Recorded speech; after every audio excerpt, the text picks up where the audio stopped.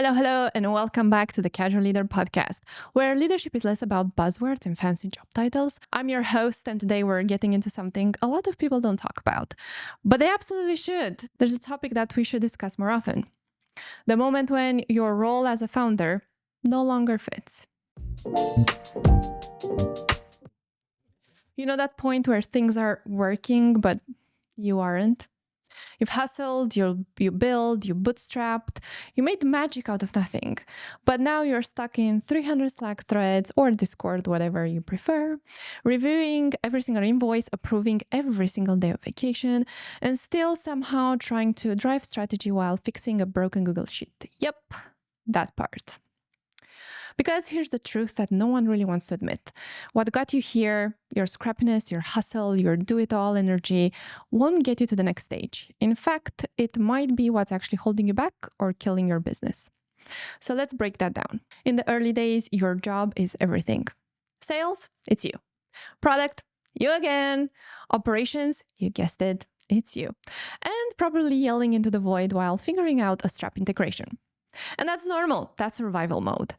But here's the kicker. As your business grows, doing everything yourself becomes a bottleneck. So you become the bottleneck. And trust me, no one tells you when that shift happens.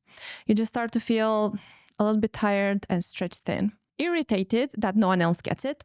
And frustrated AF because you put so much work into it. And yet it feels like an island. Really lonely. And it's not burnout. No, it's outgrowing your old role. So how do you know you're hitting that transition point? Well, here are some signs. You're the decision maker for literally everything. Your team relies on you for what they should actually own. You're still pitching to close the deals instead of leading the sales strategy. And if you're a technical founder, you're still writing code. Please step away from your code editor of choice. Another sign, it might be that you're in meetings all day, but your real priorities get pushed to the evenings. Does any of this sound familiar? Yeah, I think that's your cue. This is where part 2 actually comes in, the identity shift.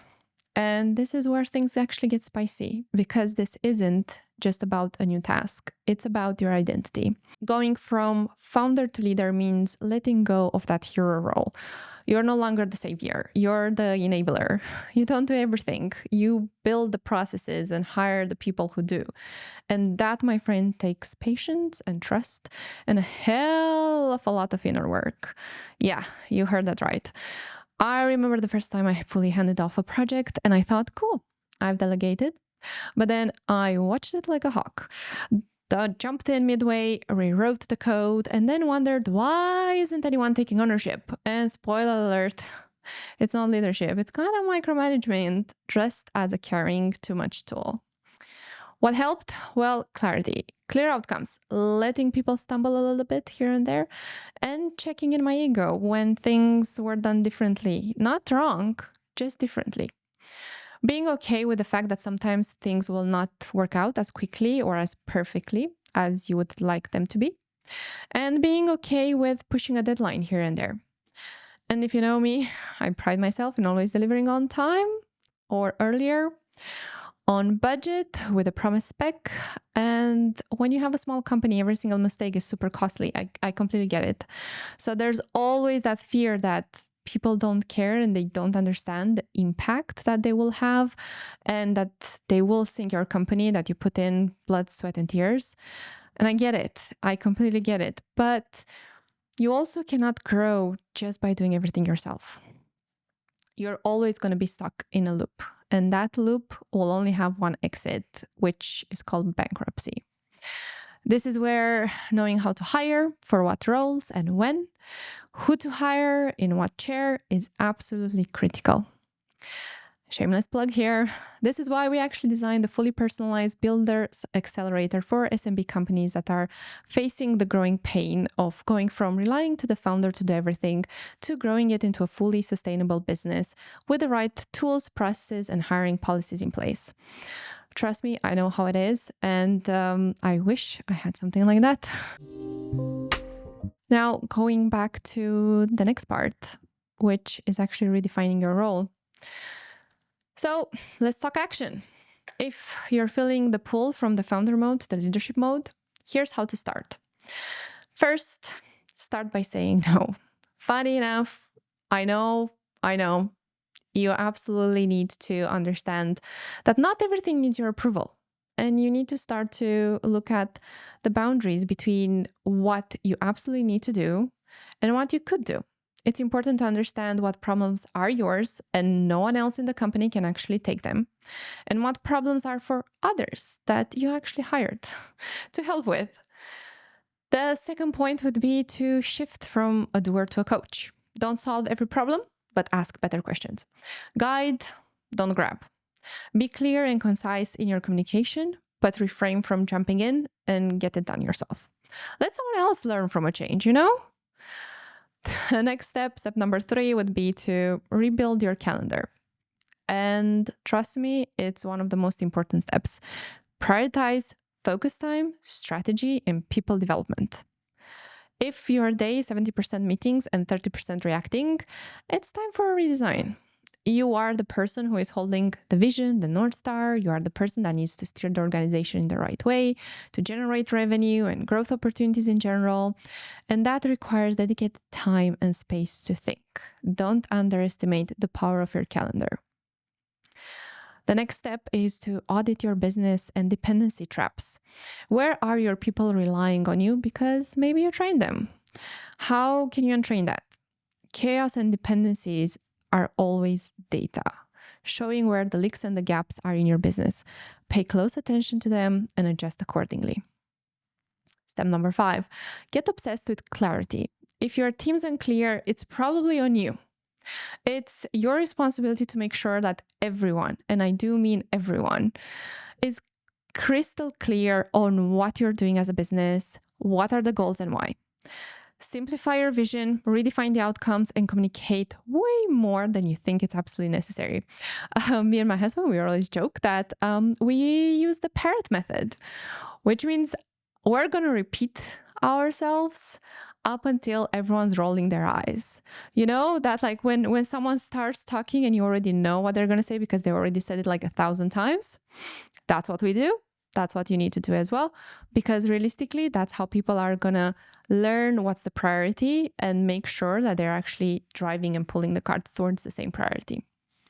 If you're struggling with having clarity in your vision, strategy, and outcomes, we got you. Shameless plug here.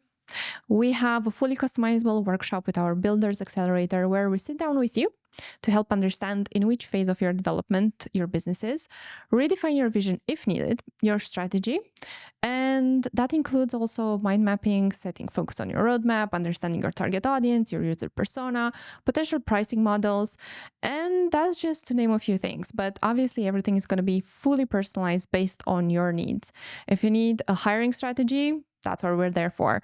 If maybe you have the wrong people in the wrong places or you have the right people just in the wrong seats, we're there for that too. Now that we looked at how to redefine your role, let's talk about feelings for a second. And here's something that no one tells you. It's emotional. Letting go feels like losing control. Starting to delegate certain responsibilities and empowering people to take ownership, it can be a little bit scary. But what you're actually doing is making space for growth, yours and everyone else's. It might feel scary, or it might feel like you're not doing enough. But trust me, real leadership isn't about being busy and doing everything yourself. It's about being intentional and ruthless with your time. And your team cannot grow if you do not grow first. So if you're in that weird wobbly in between space right now, congrats, you're doing it. This is where you stop building alone and start building something that can actually outgrow you. And you're building it together with your team. And that's amazing. That's the goal, right? You want to be able to take a week off and have full faith that you hired the right people in the right roles and that they know exactly what to do with or without you. All right, that's a wrap for today. If this hits home, drop us a message or share this episode with someone who's stuck in the founder loop. Because here's the truth, you don't need to do it all, you just need to step into the leading role rather than the doer role. And if you take anything from this episode, is that you're not alone. If you want more structure, clarity, or just someone to walk with you through this transition time, again, we're here. We have our Builder Accelerator. We have our free community that you can both check them out at thecasualleader.com. And it's actually designed for the moment like this. Let us know in the comments below if you already been through this stage, what helped you, or what are the lessons that you learn, or if you're going through it as we speak, let's get the conversation started and we might just be able to help. Don't forget the classical like, subscribe, and follow, hit that notification bell so you never miss any of our upcoming episodes. We have tons of interesting subjects, more than 100. Plus, join us on pretty much everywhere on social media with the same handle, The Casual Leader, to keep the leadership vibes flowing and connect with people, like-minded people. For any resources, toolkits, or guides, feel free to check out our website, thecasualleader.com. And until next time, keep being you, lead authentically, and remember, everything starts with you. Start casual, keep going, keep growing. Bye!